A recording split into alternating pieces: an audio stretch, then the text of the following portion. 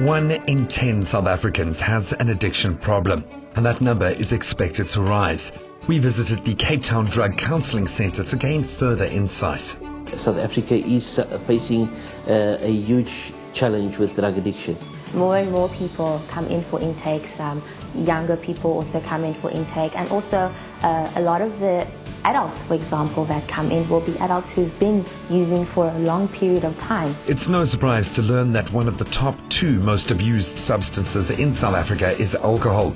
Our country has one of the highest alcohol consumption rates in the world. The main substances that we've seen in terms of intake at the Cape Town Drug Counselling Centre are TIC, which is methamphetamine, also heroin, the street name would be Wunga or Unga, and also Dacha. People are able to access it in their own communities, and so that's why it is a problem. They are highly addictive, especially with Dacha, for example. A lot of people see it as a recreational drug, but not paying mind to the fact that the more you have, the more you use, chasing that the first high, basically. The effects of addiction can be devastating not only to the user but also to their family and even entire communities. Kurt Bolters is a recovered addict. His addiction eventually escalated, which finally made him hit rock bottom when he had a near-death experience. I ended up rolling my car on the N2 and coming down so hard, the car flipped and rolled, that I ended up going through the rear windscreen. They patched me up and then they sent me to Somerset Hospital, where I laid there in a coma for 4 days. When I came out of that coma, I realized that I had a problem. One of the greatest barriers to helping addicts and preventing future substance abuse problems is a lack of information reaching as many people as possible. There's a lot of misinformation around the actual effects that addiction has on a person.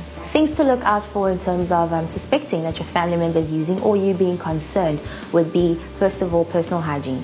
Also behavior changes, so any aggression, negative emotion, irritability. Another thing would be isolation, not being as involved in family activities, taking themselves away or not being in the house so much. Sleeping patterns are a big thing. Depending on what substance the individual is using, they can either sleep a lot or sleep too little. And also another thing would be eating patterns. So eating patterns affect weight loss, weight gain. And another eventual effect would be the look of their hair, their skin, their teeth. Some individuals have breakout. Teeth do fall out. That does happen eventually, but it's more on the extreme end of the physical components of addiction. Some treatment facilities offer an inpatient program where one lives in the facility for a time. Others offer an outpatient program where one is forced to face the problem in the midst of daily life. When you come into a facility that's looking to help you, the thing that they force you to do intrinsically is to look at yourself, look at your own behavior, and more importantly, look at your thinking patterns. Because it's my thinking patterns that are the most messed up. Treatment plan consists of individual sessions, which are one-on-one sessions with a counselor, which is very important in terms of talking about what you're struggling with, what's going on with you and how recovery is going. We have group spaces for both adolescents and adults. Also, we have a little bit of psychoeducation. So for adults, we have lectures, which sounds structured, but it's more interactive and dealing with specific topics around addiction and recovery and how to manage. For more information on addiction and resources relating to treatment of substance abuse, visit the websites of Alcoholics Anonymous, Narcotics Anonymous, or the Department of Social Development.